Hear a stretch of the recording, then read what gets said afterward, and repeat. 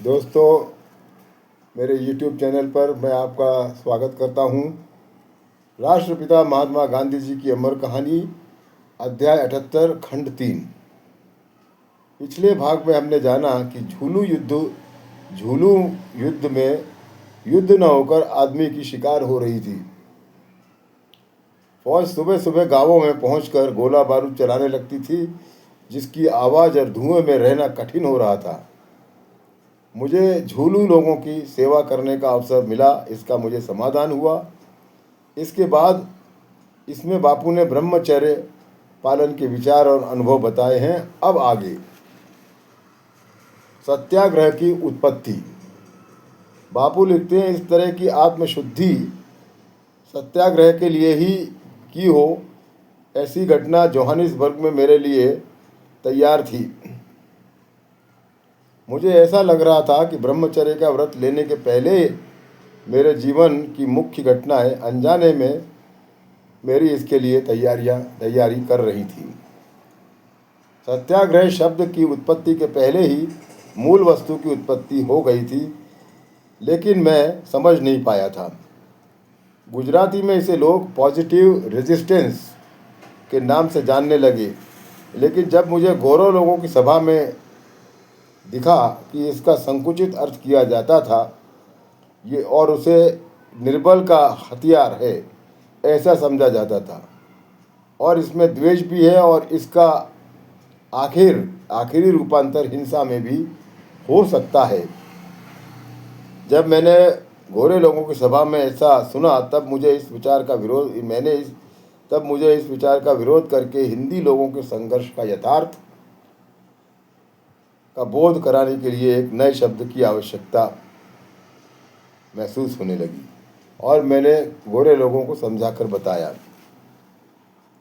मुझे ऐसा कोई शब्द सूझ नहीं रहा था, अतः इंडियन ओपिनियन में इनाम रखकर शब्द प्रतियोगिता करवाई।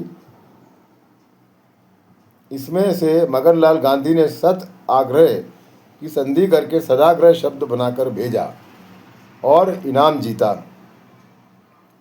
पर इस शब्द को अधिक स्पष्ट करने के लिए इसमें मैंने यह मिलाकर इसको सत्याग्रह कर दिया, और तभी से यह प्रचलित हो गया।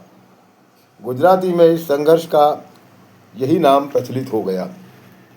इस संघर्ष का इतिहास मेरे दक्षिण अफ्रीकी जीवन व विशेषतः मेरे सत्य के प्रयोग में समाविष्ट है, ऐसा कहा जा सकता है। इस इतिहास का अधिकांश भाग मैंने यरवड़ा जेल में लिखा है, इसे बाहर आकर पूरा किया, और वो सब नवजीवन में प्रकाशित भी हुआ है।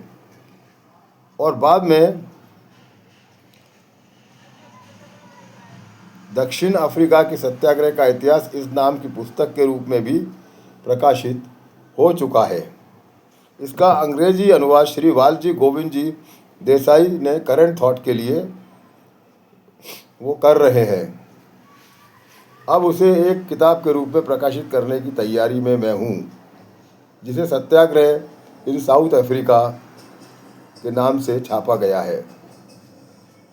इसी से मेरे दक्षिण अफ्रीका के प्रयोगों की जानकारी के इच्छुक लोगों को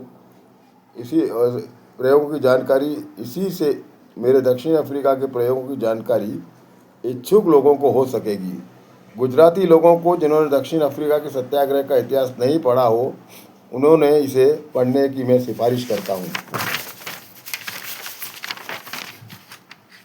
इसके आगे मैं कुछ प्रकरण उस इतिहास के मुख्य भाग में आने के कारण मेरे बाकी जीवन के जो थोड़े से प्रसंग हैं उनके लिए ही मैं समय खर्च करूंगा। इसके बाद शीघ्र ही हिंदुस्तान में मेरे प्रयोगों की जानकारी मैं वाचकों को देने वाला हूं। इसमें धारा प्रवाह बना रहे, इसके लिए दक्षिण अफ्रीका के इतिहास के प्रकरणों का संदर्भ लेना जरूरी होगा। और ये अध्याय यहाँ समाप्त होता है। आपका बहुत बहुत धन्यवाद।